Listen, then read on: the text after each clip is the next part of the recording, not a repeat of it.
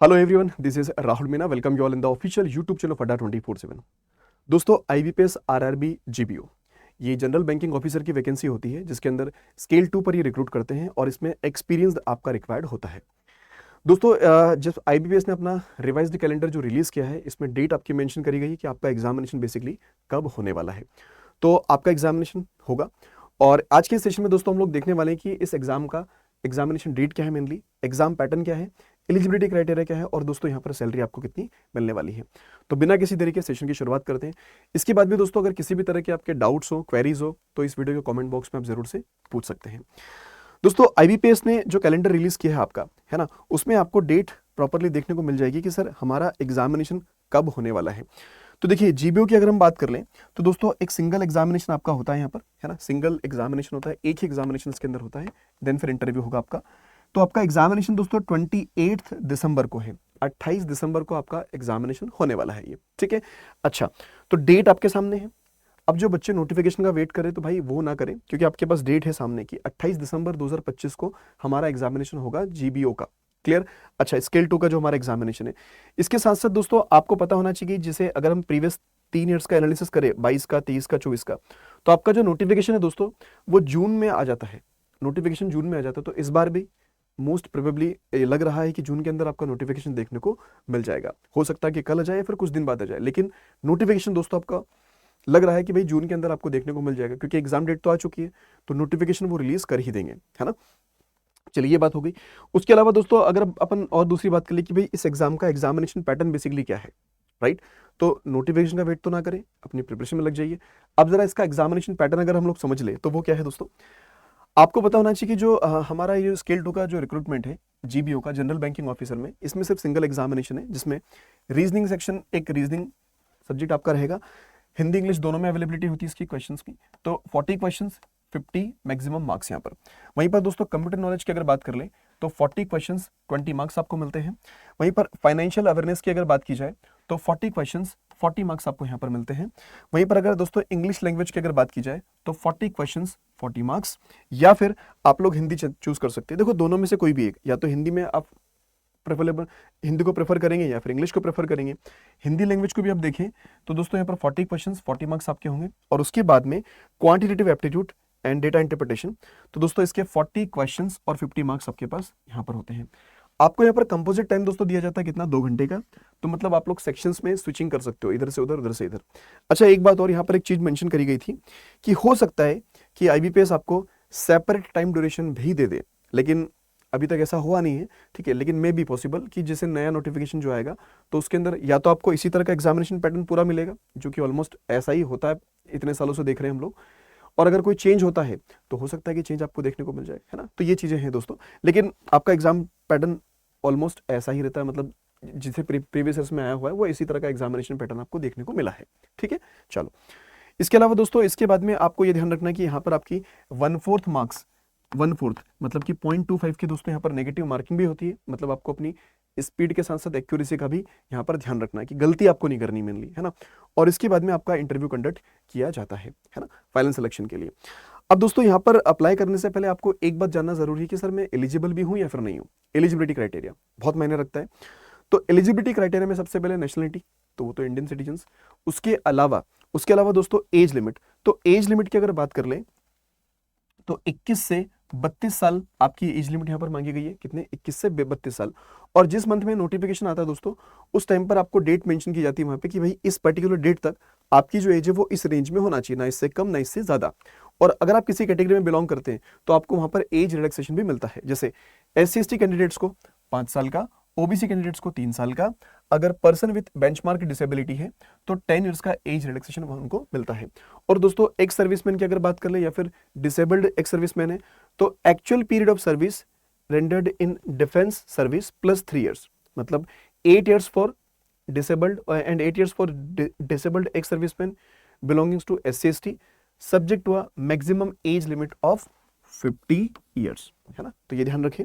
साथ साथ दोस्तों अगर इन केस ऑफ एक serviceman commissioned officer including ECOs, SSCOs who have rendered at least 5-year military service and have been released on completion of assignments, including those whose assignments is due to the completed within the next 1 year from the last date for receipt of applications। तो इन सभी को मिलेगा for post of officers कितने 5 साल का as reduction दोस्तों इनको ये मिलता है। और वहीं पर अगर बात कर ले पर्सन अफेक्टेड बाय 1984 राइट्स तो इनको मिलेगा 5 इयर्स का एज रिलैक्सेशन। तो ये हो गया आपका एज रिलैक्सेशन वाला पार्ट। अब दोस्तों इसके बाद में जो नेक्स्ट पार्ट हमारे पास आता है वो होता है एजुकेशन क्वालिफिकेशन को लेकर, है ना। ये क्लियर होना बहुत जरूरी होता है। कई सारे बच्चों के दिमाग में डाउट चलते हैं कि एजुकेशन में क्या मेरा फाइनल ईयर चल रहा है, लास्ट ईयर चल रहा है, क्या मैं एलिजिबल हूँ या फिर नहीं हूँ। तो मेरे भाई एजुकेशन क्वालिफिकेशन जो है वो आपके सामने है ना। देखिए सबसे पहले ऑफिसर स्केल 2 का पोस्ट है, जनरल बैंकिंग ऑफिसर, मैनेजर की पोस्ट है। तो यहाँ पर एजुकेशन क्वालिफिकेशन अगर देखिए तो bachelors degree in any discipline from a recognised university और it's equivalent with a minimum 50% marks. ठीक है, कि मिनिमम आपके कितने होना चाहिए दोस्तों यहाँ पर 50% मार्क्स। अगर आपके मिनिमम मार्क्स 50% है तो आप लोग नॉर्मली क्या कर सकते हैं, अप्लाई कर सकते हैं। ठीक है, इन एग्रीगेट में होना चाहिए। अच्छा, उसके अलावा यहाँ पर प्रेफरेंस की बात करी गई है कि preference will be given to the candidates having degree in, किसमें डिग्री होना चाहिए उनकी भाई, क्योंकि देखो ये आरआरबी रिक्रूट करता है मेनली, है ना। तो अगर आपकी इन बैंकिंग, अगर आपकी डिग्री बैंकिंग में है, फाइनेंस में है, मार्केटिंग में है, एग्रीकल्चर में है, हॉर्टिकल्चर में, forestry, animal husbandry, okay, veterinary science, agriculture engineering किया हुआ है आप लोगों ने, फिजिकल्चर किया हुआ है आपने, एग्रीकल्चर मार्केटिंग कर रखा है, and corporation, information technology, management, law, economics and accountancy. तो अगर इसमें से आपकी किसी में भी डिग्री है तो आपको मेनली प्रेफरेंस दी जाती है ना। चलिए, उसके अलावा दोस्तों यहाँ पर एक बात और ध्यान रखिएगा कि यहाँ पर एक्सपीरियंस आपका रिक्वायर्ड है। तो अगर बात कर ले एक्सपीरियंस की, so 2 year as an officer in a bank और फाइनेंशियल इंस्टीट्यूशन, है ना। मतलब क्या, ऑफिसर के तौर पर आपका क्या होना चाहिए दोस्तों, 2 साल का एक्सपीरियंस यहाँ पर मांगा गया है। ठीक है, तो ये एक्सपीरियंस बेस्ड जॉब है बेसिकली, तो 2 साल का आपका एक्सपीरियंस यहाँ पर रिक्वायर्ड होगा। चलिए, तो ये बातें क्लियर होगी। इसके अलावा दोस्तों अगर बात कर ली जाए सैलरी की, ना देखो सैलरी में ना बड़ा मतलब थोड़ा ऊपर नीचे होता रहता है सैलरी, कहीं कम थोड़ा ज़्यादा। ठीक है, तो ये थोड़ा सा हम लोगों ने जो प्रीवियस ईयर का थोड़ा एनालिसिस है उसी बेसिस पर यहाँ पर सैलरी रखेंगे हम लोग यहाँ पर, है ना। तो थोड़ा देखिएगा उसको।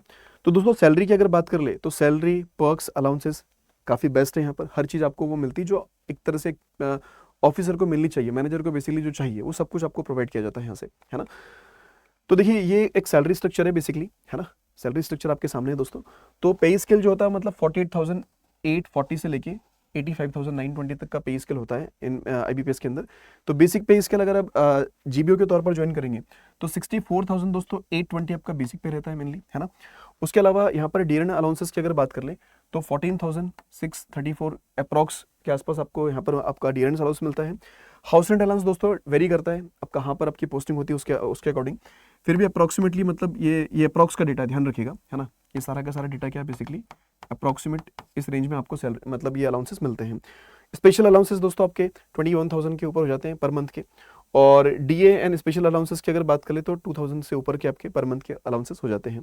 और इस हिसाब से अगर ग्रॉस मंथली सैलरी अगर देखिए अप्रॉक्सीमेटली तो वो 1 लाख के ऊपर आपकी जाती है मेनली, कितनी 1 लाख के ऊपर जाती है दोस्तों, है ना।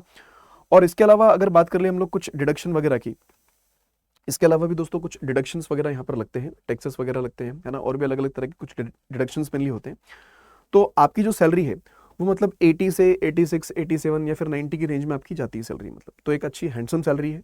तो सैलरी को लेकर बहुत ज़्यादा परेशान होने की जरूरत नहीं है, एक अच्छी सैलरी आपको यहाँ पर मिलती है आरआरबी आईबीपीएस की तरफ से मेनली, है ना।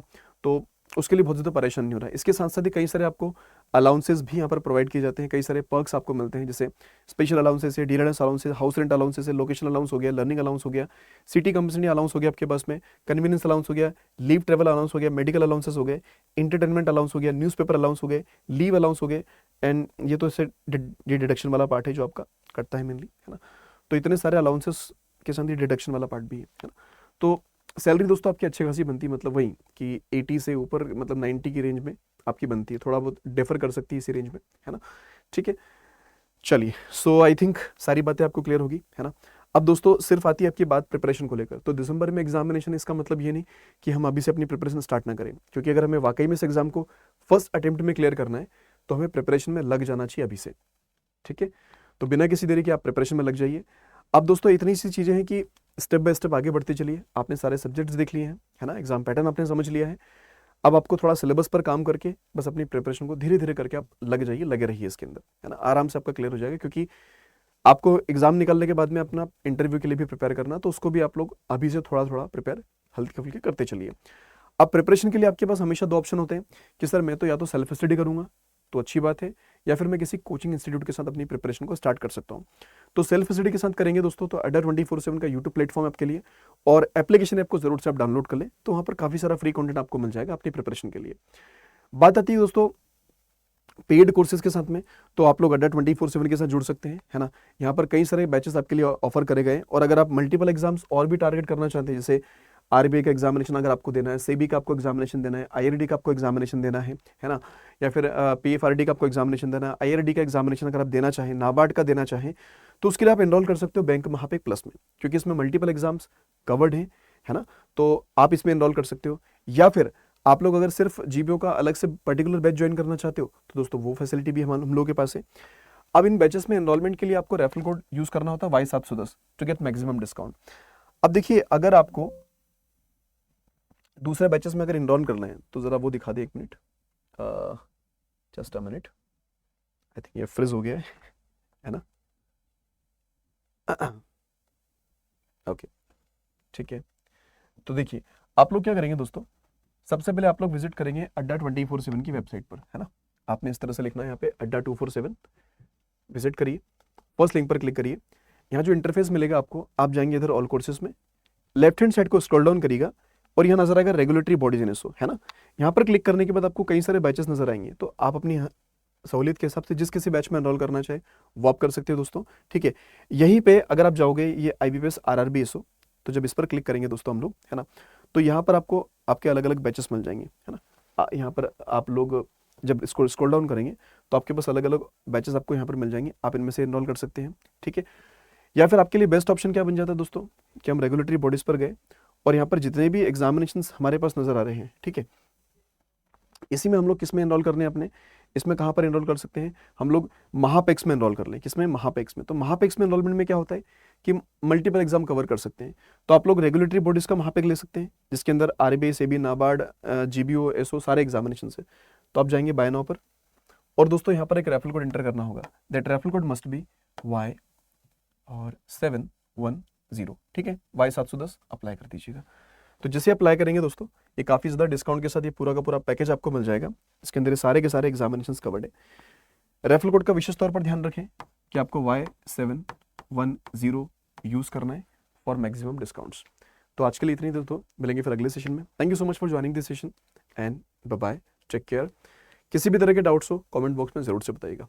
All the best.